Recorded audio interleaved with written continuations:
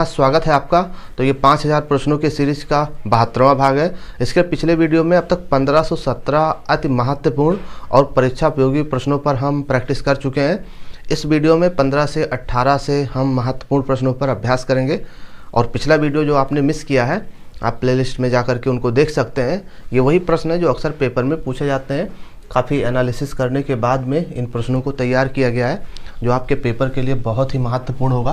तो आइए इन पे प्रैक्टिस कर लेते हैं एक बार।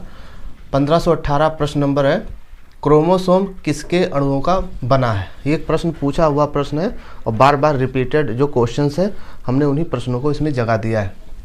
क्रोमोसोम्स किसके अणुओं का बना होता है। RNA, DNA ऐसे कुछ ऑप्शन मिलेंगे आपको। तो इसका सही जवाब क्या होगा, DNA यानी D oxy ribo nucleic acid. ठीक है, चलिए दूसरा क्वेश्चन है, प्रश्न नंबर 1519 है कि जो जीन्स का संवहन कब होता है। जीन्स का संवहन कब होता है, किस अवस्था में होता है। तो ये गर्भाधान के समय में होता है।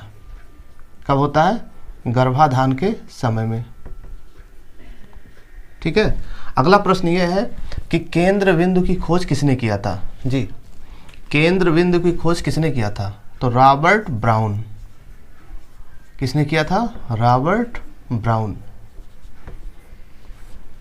अगला प्रश्न है 1521 है कि राइबोसोम का काम क्या है, बताएं।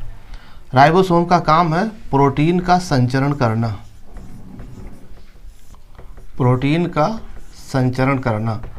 और प्रोटीन की फैक्ट्री भी राइबोसोम को ही कहते हैं। और राइबोसोम की खोज पैलेट ने किया था, राइट।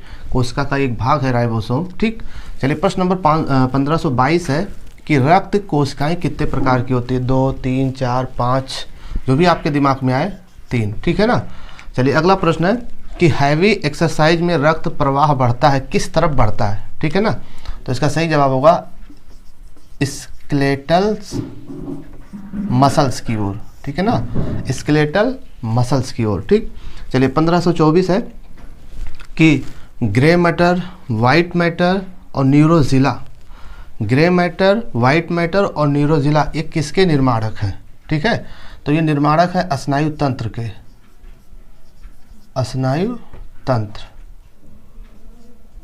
ठीक, चलिए अगला प्रश्न है कि WBC में लिम्फोसाइट का कितना प्रतिशत होता है। WBC में लिम्फोसाइट कितना प्रतिशत होता है। सही जवाब 25%। आप भी गेस करते रहिए। ग्लाइकोलिसिस की जो प्रक्रिया कहाँ होती है, ठीक है ना। ग्लाइकोलिसिस प्रक्रिया कहाँ पर होती है, तो वो ब्लड में होती है। ठीक है ना। इसके अलावा नेक्स्ट क्वेश्चन है 1527 है कि मांसपेशियों की लंबाई मापने की इकाई क्या है, बताएं। तो इसका सही जवाब होगा माइक्रोन। ठीक है, ये भी क्वेश्चन अक्सर पूछा गया है। ये जितने भी प्रश्न आप देख रहे हैं इसमें सभी महत्वपूर्ण और रिपीटेड है। ठीक है ना, ये अक्सर पेपर में आते हैं। एपिथेलियम कोशिका पाई जाती है, कहाँ पर पाई जाती है, ग्रास नली में। ठीक है ना, ये हो गया। अब बात करते हैं प्रश्न नंबर 1529, कंडरा जोड़ते हैं। ये क्वेश्चन अक्सर देखने को मिलता है। कंडरा किसको जोड़ते हैं, तो तंत्रिका को पेशी से।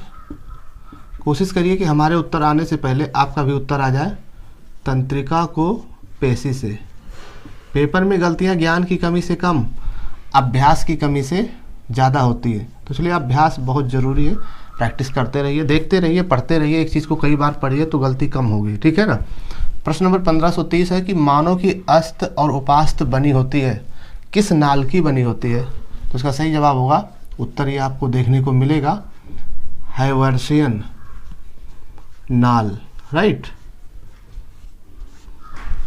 चलिए प्रश्न नंबर 1531 है एंटीबॉडीज किस अंग में बनते हैं। तो ऑप्शंस के अकॉर्डिंग जवाब देना होगा आपको, टांसिल, राइट। अगला प्रश्न है कि रेनवियर के नोड कहाँ स्थित होते हैं। ठीक है, इसका सही जवाब क्या होगा, एक्सॉन।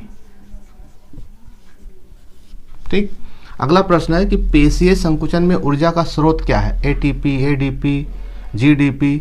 पेशीय संकुचन में ऊर्जा का स्रोत है ATP, एडेनोसिन ट्राइफॉस्फेट, राइट। प्रश्न नंबर 1534 है कि निशल कण कहाँ मिलते हैं, किस भाग में, किस कोशिका में। तो जो निशल कण है वो तंत्रिका कोशिका में मिलते हैं। कहाँ पर, तंत्रिका कोशिका। सुनते रहिए, देखते रहिए। पता नहीं कौन सा शब्द आपकी ज़िंदगी बना दे, है ना। चलिए प्रश्न नंबर 1535 है, सीसामाइड अस्त विकसित होती है, कहाँ पर विकसित होती है? सही जवाब क्या होगा? कंडरा में। ठीक है। चलिए अगला प्रश्न है 1536 है कि मास्ट कोशिका कहाँ मिलती है? ठीक है ना। तो मास्ट कोशिका जो पाई जाती है संयोजी ऊतक में। कहाँ पर? संयोजी ऊतक में। ठीक है। प्रश्न नंबर 1537 है, उपास्थ और कार्टिलेज में पाई जाने वाली कोशिका, कौन सी कोशिका पाई जाती है इसमें? तो कंड्रोसाइट, ये भी आपको देखने को मिलेगा, कंड्रोसाइट।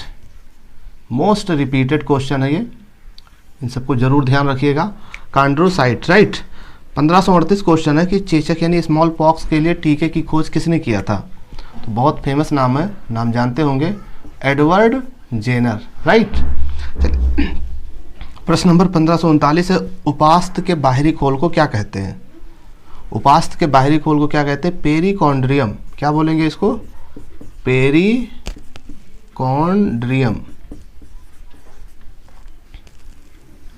बाकी पेरी जो कार्डियम है वो हृदय की बाहरी झिल्ली है, और पेरिटोनियम है तो किडनी की बाहरी झिल्ली है। ठीक है ना। ये पेरिकॉन्ड्रियम लिखा हुआ है, उपास्थ के बाहरी खोल को पेरिकॉन्ड्रियम कहते हैं। चाहे तो आप इसका स्क्रीनशॉट भी ले सकते हैं। जी हाँ, ये 5000 प्रश्नों का सीरीज लगातार जारी रहेगा। इसमें फिजिकल एजुकेशन के सभी सिलेबस हम कवर करेंगे। चैनल पर नए तो सब्सक्राइब करके जुड़ जाइए। तो मिलते हैं नेक्स्ट वीडियो में, तब तक के लिए जय हिंद।